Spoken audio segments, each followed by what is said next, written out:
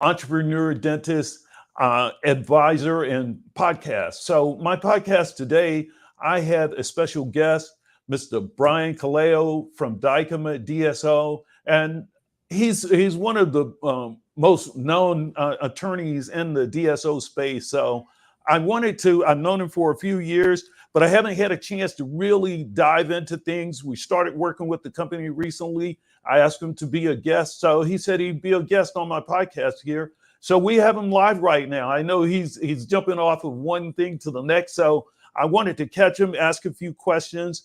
Before I start, though, I was just watching the video about the upcoming event that you guys are having in is it Denver in July? And if you could just say introduce yourself and then tell us about this event.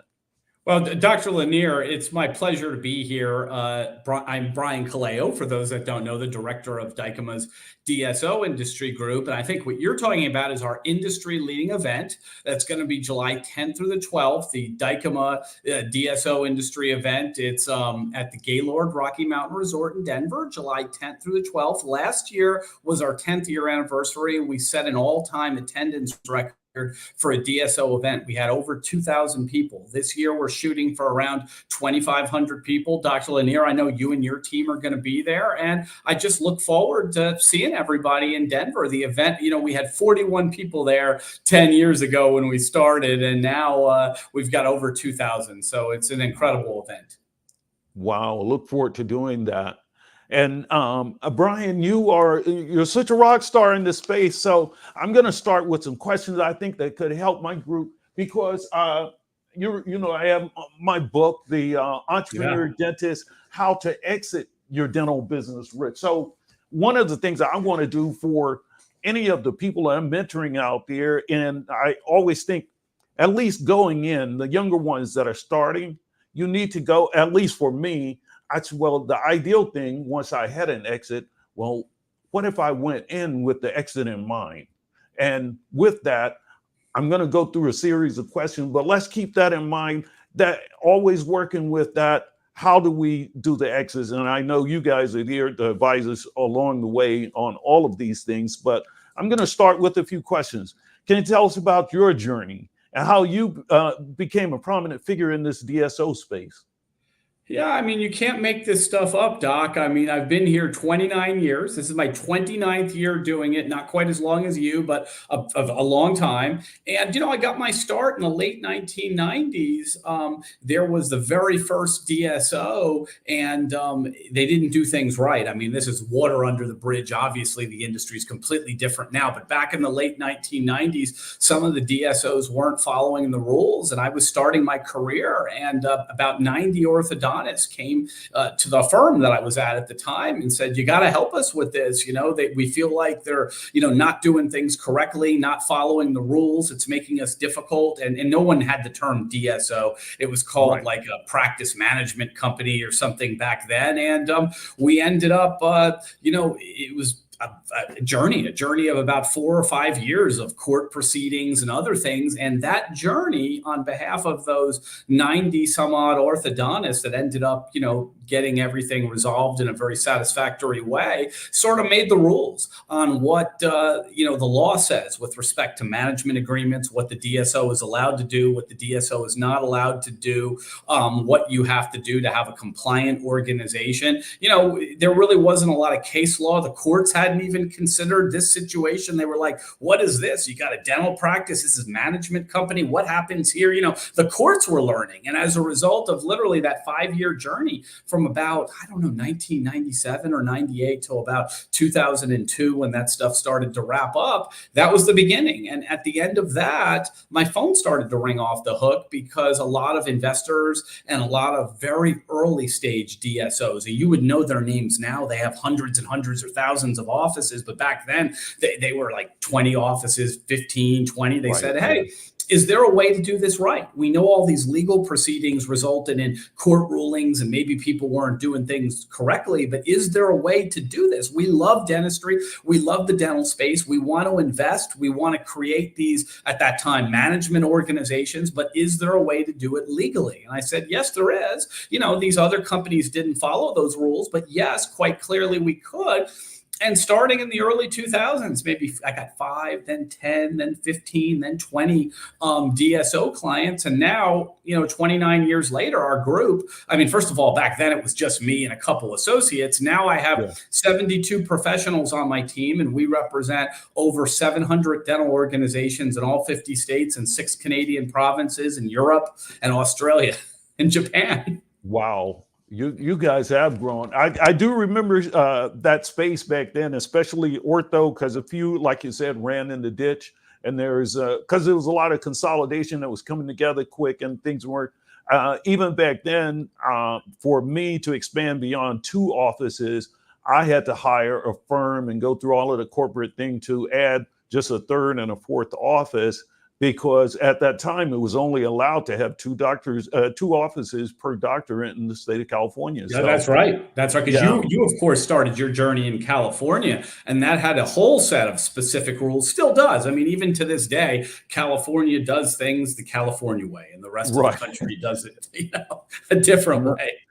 But, and I've learned over the years, one of the things to build within your structure is that legal side. If you're going to do this thing and start to expand, you have to have that whole legal setup. But you guys, as I see now, are doing much, much more than just the legal side. But I have a question about that later. So what inspired you to focus on this healthcare regulatory matter? Well, you just pretty much answered. It just came to me. No, I mean, it's a great question, Dr. Lanier. I mean, no one wakes up. The joke I make all the time, sometimes people think it's funny, is I say nobody goes to law school to be the dental guy. Like nobody, when you showed up on your first day of law school, I'm going to be the dental lawyer. Like nobody does that. And I certainly didn't do that. And maybe I thought I was going to be like Perry Mason in court with big trials and running around. But literally the first few weeks on the job, the orthodontist showed up. And it was just like, that was the card I was dealt. And I didn't know quite what to make of it. I said, gosh, I've been working here like 2-3 months, and now all I'm doing is orthodontists all the time. And I didn't know quite what to make of it, but it has been a 29-year journey. But to answer your question, I didn't think about it. It wasn't a plan. That was literally right when I started working there. Next thing I know, the orthodontist walked in the door, and that's how it happened. That, and life is like that, and to show you your path was pretty much already laid out. It's just that you have to reach that point to see what it was. At least that's how I process things. So could you share some insight into the current landscape of the DSO, MSO in the dental industry? What's it like out there right now? Yeah, it's tricky. It's tricky right now out there, Dr. Lanier. I mean, the consolidation is continuing. I know you were part of the first consolidation, and now you're back in the game again, doing some really exciting things. But, it's about 31% consolidated. There's a lot of runway to go. The next 10 years are probably going to take things from 31% to 75 or 80%. But it's tricky right now because, interest rates are at an all-time high. Inflation is at an all-time high. The cost of labor is at almost an all-time high. So it's slowing it down. I mean, the consolidation has been, I would say 2018 was a record year. 2019 was a record year. The fourth quarter after the whole COVID thing in 2020 was a record quarter. I mean, we couldn't have a record year because we shut down a little bit, but it was crazy. That fourth quarter, 21 was a record year. 22 started to recede a little bit because inflation started to come up, and 23, giant deals are not quite getting done right now because the environment is not the right environment for maximizing value. A lot of the multiples have come down a little bit on the bigger deals. The cost of borrowing money is more difficult. So we're still seeing, I think, compared to the rest of the economy, dentistry is rocking and rolling is what they would say. But dentistry compared to dentistry a couple years ago is a little bit of a slowdown. I feel like a lot's going to depend this year on the outcome of the presidential election. A lot is going to depend on if the interest rates end up coming down and inflation gets under control. And once the interest rates come down a little bit, I think it's going to start exploding again because there's a lot of pent up demand. It reminds me It's nothing compares to COVID where they just shut the whole darn thing down. But it's reminding me a little bit like that because there's a lot of pent up demand of folks that want to do deals, but the conditions are just not quite right for it. And you just get the interest rates down just a little bit and it's going to explode, is what I think. You know, But I look at it from kind of that same thing, that post-COVID lag,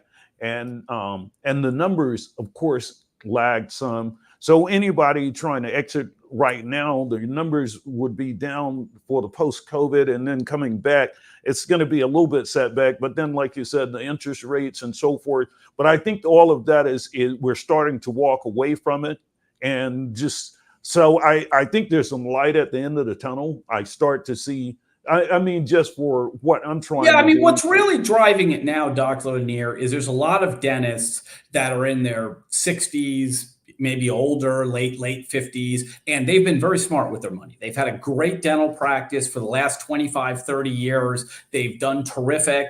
And now they really just want to go to the golf course or they want to retire and they have this asset. And they're like, when I started this, I never really thought anything would happen with this asset. And now you're telling me I can still get a 6 or a 7 multiple. Maybe a 10 would have been better. But honestly, I'm at the age, I just want to go to the golf course and I'm financially secure anyway. So give me a 7, let's do the deal, or give me a 6, let's do the deal. Yeah. And there's plenty of those folks. So that's why we're busy. I mean, we've got those, but the entrepreneurs like yourself, when you got started, or those young dentists in their late 30s, early 40s, that they built this thing because they want to maximize value. They want the highest possible return they can get. They're not doing deals right now because the conditions are not supporting those type of deals. I think in the next year or two, it'll come back. But right now, if you're a guy and you're 41 years old and you're like, hey, I put these 15 offices together because I want to maximize my return, you got to wait a year or two. That's not going to happen. If you're 65 and you want to sell and just, go to the golf course, plenty of deals for you to do that. It's just not maximum value. Yeah, I grew up on a farm, so I know it's not always time to go to market. It's sometimes it's time to build your product and getting things ready for the market. And that's why I always try to talk about preparation, because there's a time, like you said, that'll be a better time maybe for the market.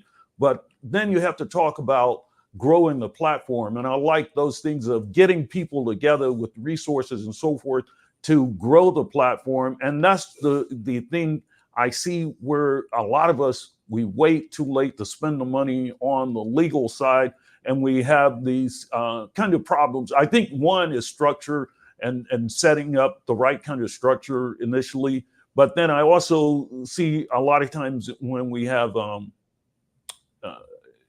different compliance and so forth, all of those things have to be taken into account. So having those kind of advisors there early on as we're moving and building our platform to get ready to exit, I think are important. So I'm trying to, and I have a question about my structure and where to put legal as far as under my, and I'll get back to that. But let me finish these questions, because otherwise my train of thought. Let me finish the train of thought here. It's tougher, Dr. Lanier, as we get older. It's tougher to stay on. I need guidance, because if I would just keep talking, I go way off the track. So I said, well, I already have my printed question. I'm going to try to stick to that. Let me see where I was. Number 5.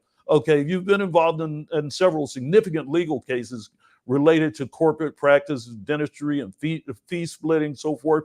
Can you elaborate on these experiences and your impact on the DSO industry?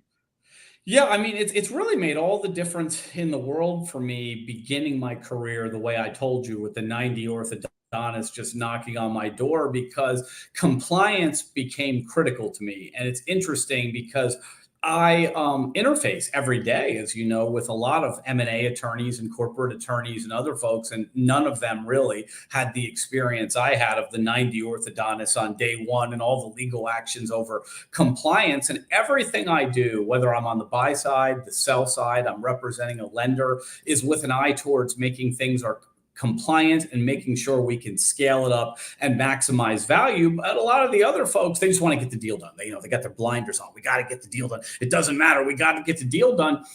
And sometimes that's not in your best interest to get the deal done, because if you close over crazy things, your structure's wrong, your agreements are wrong, the way people are employed, the things they're doing are incorrect. There's no division between clinical and non-clinical, and non-clinical's interfering with clinical, but we got to get the deal done. We don't care. Let's close it. Yeah, those things don't get better over time. They only get worse. Whatever problems you had with 10 offices, when you get 100 offices, are a lot bigger problems than they were with 10. So as a result of being involved like in these lawsuits and all those things that happened, back in the 90s, I am really mindful of what are the long-term implications of everything we do, and making sure that whatever I create, Dr. Lanier, is going to be able to be scaled up without complications, to the greatest extent possible. I don't like, if I'm the buy side, I don't like buying problems. I like fixing the problems before we close. If I'm on the sell side and the buyer just wants to forge ahead, I want to make sure everything's correct, and the platform looks good before I'll let my client sell into the platform. So, my early history with these legal actions has really shaped the way I look at these deals and transactions. That has made me always think about compliance and the ability to scale up, and what's this thing going to look like in 5 years, not, hey, let's just get the deal closed and worry about it later. Let me ask you, Brian, as far as those kinds of things, and I know you were talking about it at one of them, about how to prevent, and then when someone's building these organizations, because I know when you're on the buy side, you have to look, and you can't go in there with blinders on. And if you're on the sell side, you don't want to be stuck. So how to prevent getting in the ditch, and those things you talk about at these seminars that you do, how to prevent, because I'm all about building the right kind of platform. And that's the reason right now I'm enjoying where I'm at in this space, because I have 4 locations that are 2 are huge, but we're just building a prototype, and I've seen everything has started to come together, and now I could roll it out. But the thing I think that is so important is getting it right from get-go. And that way, like you said, the whole compliance structure, because everything kind of operates from that center, and if you get it right, the way I see the DSO industry, the way it is done well, I guess. But I need to come to you and again and see what's going on now. Recently, I've been out of the space, so just getting back in. But what do you say to that? My thinking on it hasn't. Some of it has changed, and you and I have had conversations about that. And I know we're going to keep talking about some of the differences, but a lot of it stays the same. You got to get it right from the beginning. And my hope for you, and we're certainly helping out and everything, is to make sure we get practices 1 through 4 that you have perfect, and then you can open up 100. I don't know how many we haven't talked about it yet, and we don't know. Someday you'll tell your audience how many you're going to get before you're all done. But whether it's just 5 or 100, we want to have things done correctly, and we don't want to just go out and open up new offices until what we have is compliant and what we have is a proper blueprint for expansion. Too often I see people, they've got 2 offices, say, and they're not really straightened out. There's a lot of problems in these offices, and they're like, we're going to open up 3, 4, and 5, and now they got 5 problems. I mean, you really want to straighten out 1 and 2, or 1, and then once you've got that perfect, then you can go open up as many as you want after that. And I think that's what you're doing right now. You personally are tremendously building a template of success, and then once you get that template right, you're going to open them all up, or whatever you end up doing. Yeah, and this actually is 6. I said 4. There are 4 locations, 6. I have 2 adult, and this is the first time I've done adult dentistry and multi-group practice. Whereas mostly I concentrated on pedo in the previous model, but it's all about building the model. And I think, going in there right is just the right thing. I'm going to keep moving. So how's your work at Dykema? I think I may have asked that one. Could you provide some advice to dentists and dental professionals considering involvement in just getting into the space? People, dental professionals, what to look for, what would you advise, and so forth right now?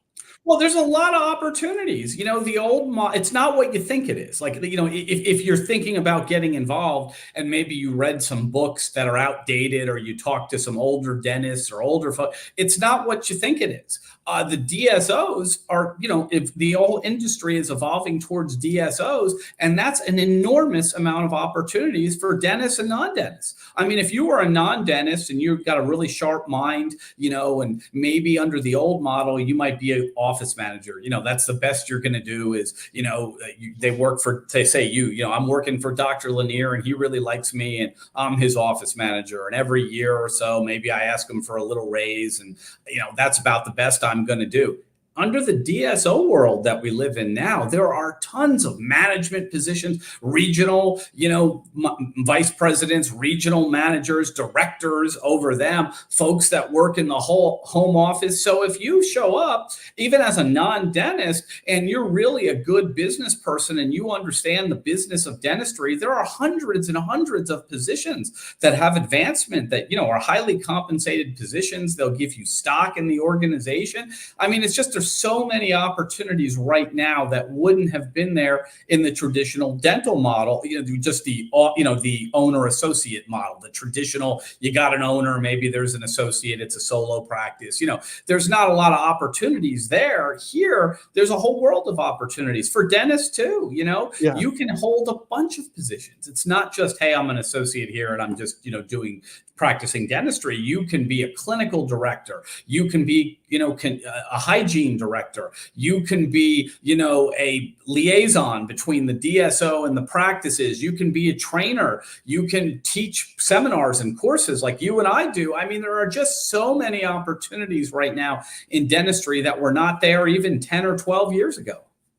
Yeah, I just see all upside. You mentioned about the structure. Furman, can you bring that on? I wanted to just show him my structure here because I have a question about it. Okay, let's go to, next slide, right there. So, and Brian, this for me, I wanted to years ago. So when I built Kids Dental Care, I used this as my model and I just put my organizational structure as, CEO and, outside of, but CEO, and I tried the 3 M's, money management and marketing. And like you said, if you go to the next slide. Okay. So just like you said, there's so many opportunities like chief operating officer and so forth, and then operations manager, regional manager. Well, we had over here, and can you see my one for legal? That's a question mark. I said, well, where should legal go if we're looking at my model? We had legal pretty much under admin and AP, and we just used that as a model. But looking at that, and if we were to use that, where does legal go in my model? It would be off to the side, sort of where you have it. It would usually report up to the CEO, usually. And what you might have under legal would be compliance. HR often would be under there. You could possibly, I see how you have it. Yeah, it would be, you've got the little green thing. It would be off to the side. And yeah, I was thinking that off to the side and just have support. It would be a direct report to the CEO, Dr. Lanier, and then you would have under it, usually HR would be under there. Usually general compliance would usually be under there. That's often a very common structure. Yeah, I'm surprised sometimes when I find that doctors are trying to build something and they don't have any kind of structure to show their staff or their how reporting is done. And I think it has to be something. And I had thought about it later. I said, well, legal should probably be over to the side and still have those that could take it away. But like you said, report directly to CEO. It usually does. And I'll tell you why. Because in organizations, I've seen, it doesn't happen all the time, But I've seen where legal's got to take a look at the finance department and make sure they're following the rules. They got to look at the marketing department, and if they got to look at the operations department where the chief operating officer is and make sure it's following the rules. And it's kind of hard, like if legal reported to the chief operating officer, how's legal going to tell everybody that the operations is not doing things correctly? But when legal reports directly to the CEO, they can tell the CEO, hey, I've looked at the finance department. They got to tweak a couple things from a regulatory standpoint. I've looked at the operations department. They got to tweak a few things. I've looked at marketing. That's why it works better if they report, to the CEO versus either the CFO or the chief operating officer. Yeah, I like that.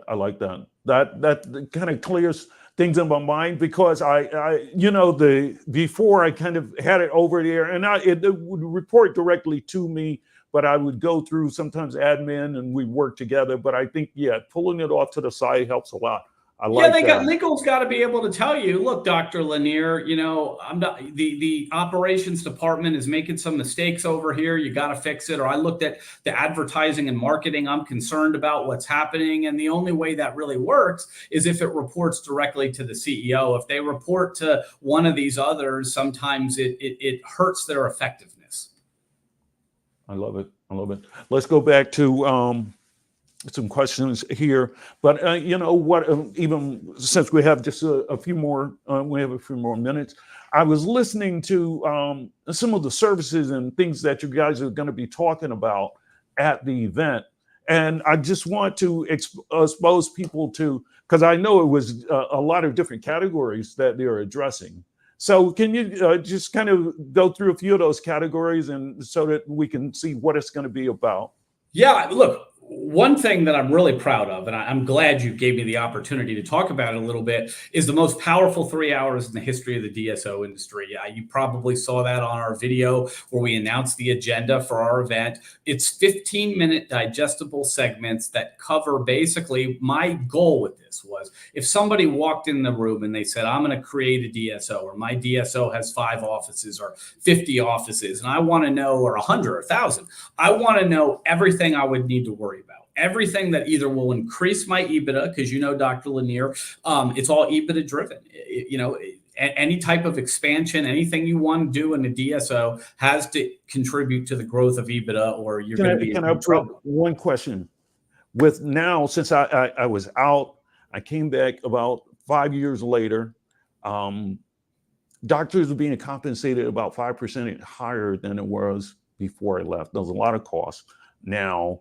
And as you go, just keep that. How are we going to address that? Do you just have to grow a bigger pie, or because now you lost that percentage and now you have to have a bigger pie? But you could go ahead. But technology is the key to that, though. I'm going to keep going, but technology is the key to how we overcome higher labor costs. It's technology and innovations. But our event's going to cover everything you'd have to worry about that could either increase your EBITDA or lower it, from regulatory compliance to advertising and marketing to culture to same store and growth to key performance indicators to cyber security and protection to procurement of inventory. I mean, any possible thing that could either hurt or help your EBITDA and your organization, we're going to cover in digestible 15-minute segments. And we're going to cap it all up with Steve Bilt, one of our keynote speakers on leadership from Smile Brands, right out in your neck of the woods, California. I know Steve, and I've spoken to him. I love that guy. All you guys are the heavy hitters. I just love being around and just picking up little pearls of wisdom as you guys speak. So I love being around people like that. Yeah, so Steve's terrific. So literally, we're going to cover 12, 15-minute segments in 3 hours, and nobody's ever tried this before, where we're going to go from A to Z, everything you've got to worry about with a DSO organization, and it's going to be a real powerful 3 hours just to start the event. Then, of course, we've got keynotes from Steve Bilt. Pat Bauer from Heartland's going to give a keynote. Woman in DSO is going to be there. The whole industry is women. It's a majority of women. So you got to have women in DSO as a key component of it. So we're going to have that. We're going to have 2 really big time celebrity speakers. We're going to announce them really, really soon. And the theme is prepare to be inspired. And I want everybody to be inspired that comes there. Man, I want to bring my team. I really do. I want to be there for this because I remember years ago I listened to Pat Bauer. I was just surprised at the amount of information that he just shared freely. I was thinking, I was kind of expecting him to be kind of, he's a big cat out there holding things to the chest. He was just such a nice person, just in talking about things. I was like, wow, that is right. Thinking, so once you get a chance to be around people like that, you see why they were in the position that they are. It's the way they think and lead. And it's just good to pick up little pearls of jewels while we're out there doing that. Well, a lot of people say that the networking is the best part of the meeting. I mean, and I don't mind it. It's just I put so many hours into the content on stage. I like it when they tell me they like the content, but some people say we go just for the networking, and it's the best in the industry. And like you said, most folks, they're going to freely share. Dentistry is very special like that. It's not like, Burger King and McDonald's or Coke and Pepsi or Pizza Hut and Papa John's where it's World War III. It's not that way in dentistry. There's enough to go around for everybody, and people are very generous in sharing pearls of wisdom and knowledge at these conferences. So a lot of people say the networking is the best part of this event. We're going to have well over 2,000 people again, and it's going to be great. I love it. Initially years ago, I started networking. And at least I was one of the early Blacks to attend. And at first I was kind of nervous, and I was in a kind of strange environment, and I had to start meeting a few people before I started to kind of feel relaxed and comfortable, going around. But the people who I felt were the most open are the people at the top. It just seems that they don't have any defenses or trying, it's like, I'm not competing with you at all, and that kind of allowed me to think, okay, I'm in the right space. But it took a little bit. But then if you are going to go to that next level, you have to be exposed to those kinds of people and that environment in order to move and be in the right space and grow. At least that's the way I see it. I couldn't have gone where I went unless I had been exposed to that kind of environment, and it helped pull me to that next level. Yeah, I mean, it's very special place, the dental industry. It really, really is. And our event is a lot of ways like that. You'll go there and it literally, in a lot of ways, resembles, I mean, I don't know, like almost like the United Nations. There's so many countries represented and nationalities and folks there, and everybody's mingling with everybody and networking. And it's just very special to watch that go on. People from different countries, different backgrounds, different cities, all getting together and exchanging ideas. It never gets old for me. I really love it. Yeah, and again, like from my book, The Exit. I'm pumping my book as well, but I always think about dentistry, and I know I may seem, to some, well, you're a dentist, you shouldn't be that much into the business side of it. But I think that the dentist, if you build a product, you want to exit. Because sometimes eventually that's what dentists should have in mind. Well, what you said earlier was, I thought, incredibly insightful. So I want to repeat it for a second.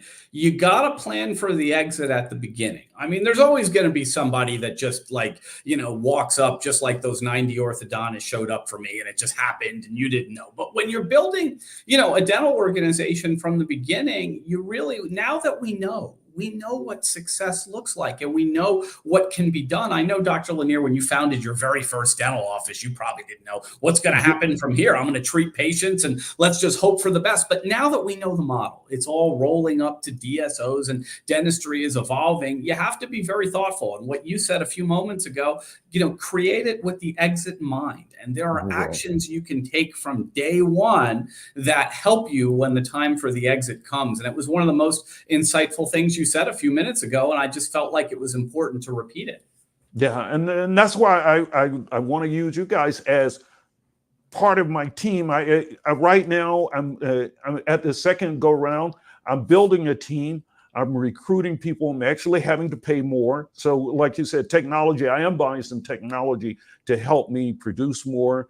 but I'm going more after leaders that have already been out there, people with experience. I know to get them, I'm having to hire from other industries, and they're not sitting at home, hopefully doing nothing. So now to recruit them, I got to pay them, and actually bringing one manager on today that I have to move from another area, but I know her skill set.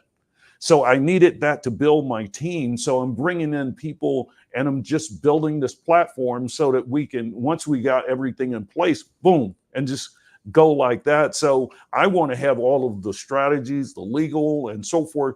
And it's just, Brian, I'm really glad that we get a chance to actually work together, on this second go round. I know when I first met you, you were right about doing your exit. And I was like, this is just a really neat human being, but he's already lined up with other folks. And you were just about done with your exit. Yeah. I've done it. And it was just too bad. But you did say to me the first time I met you, you said, I maybe we're going to find something to do someday. And here we are like 10 years later, and we're finally doing something. And I love building organizations. I love working with people in particular like yourself that have been successful. And now you're, sort of doing it again. You need a little help, but you don't need that much help. I can tell you a quick story. I'll let you go. I didn't mean to get fully back into this thing of building the platform out. My ideal was do real estate, dental real estate, and spend the money, build beautiful places, use all the demographic surveys and so forth, and have them ready as a turnkey, and doctors could just walk in and take over. But I found that you can't really sell that. EBITDA is the thing. Everybody is looking at EBITDA. And there I was with real estate, beautiful real estate, but everybody, and the only doctors are saying, I want to come work for you. I was like, no, I don't want to do this again. But then I had to make it work. So I said, well, let me put back my thinking hat and build a team and make it work again, and then explode it. And when I want to walk away, I can, or I can just let them. The beautiful thing is, if I could do like Rick Workman from Heartland. Rick Workman, and find me a Pat Bauer, I could do move on, and it could continue to grow. If you build the right kind of platform, you bring in the right kind of people, and it'll just, I'm telling you, I see it as something, my margins may be a little bit thinner than before, but if you can just explode and just keep growing, it just keeps feeding you and just go, and you could just sit back and say, wow, I built something, and I brought the right kind of people together, and it's just taken off, and it just goes and just keeps growing. Dentistry to me is one of the safest bets that because I tried the stock market. I'm still getting beat down in the markets, but I know that, well, at least for me, this is something I know, and I'd like, just learning more from you guys like yourself. So I mean, what we got for you now that we probably didn't have 10 years ago, before we go, is we have artificial intelligence. I mean, I remember I said innovation is the key. The artificial intelligence is permeating all across dentistry, from diagnostics to revenue cycle management to billing to collecting. So if we got to pay, dentists a little more than we paid them the first go around with you, we can more than make up with it through innovation, through billing and collecting and revenue cycle management and diagnostics and patient finance plans. And artificial intelligence is the single biggest game changer in the dental industry that I've seen. Man, that's something I'm telling you, I'm so excited about getting back in here and making it smarter, and then rather than working harder. I worked hard for a long time, and I think the offices have to function and work hard, and the whole, whatever facilities, everything has to work hard. But as far as the owner, I think the main thing is sitting there working smarter, learn as much as we can, put together a team. And like we were saying, even like for the legal, it's kind of a team outside of your core team, but it's the strategy CFO, the CEO is required to have to guide us along the way. But the thing that your guys are doing now is looking at innovation and growing EBITDA. And that's what I'm looking at. I can't have my exit unless I'm looking at EBITDA. And I need a team that's focused on that, has done that, and knows that well. So this is just a beautiful relationship, man. Hey, I want to thank you for coming on and just doing this with me. Look forward to getting those tickets and bringing my team on with you guys. Absolutely. I can't wait to see you as my guest this summer. And I'm so excited for you and your team. And I'm excited you got great things coming. You got 6 now. If we do this show again next year, you're going to have a whole bunch more practices. And I can't wait to see it. Yeah, it's going to explode. I love it. And I want to bring other young people along. I want to expose them to the idea of what you can have and how you can build a product. Because like you said, the big guys out there, they need to consume. And in order for them to grow, so you could build a product in the middle markets and then sell it to, the higher and just and then relax, do it over again if you want to, continue to work with them or whatever. With me, I'm kind of outside that. I'm an investor now, and but I can see how it works. I like building platforms. I need you guys.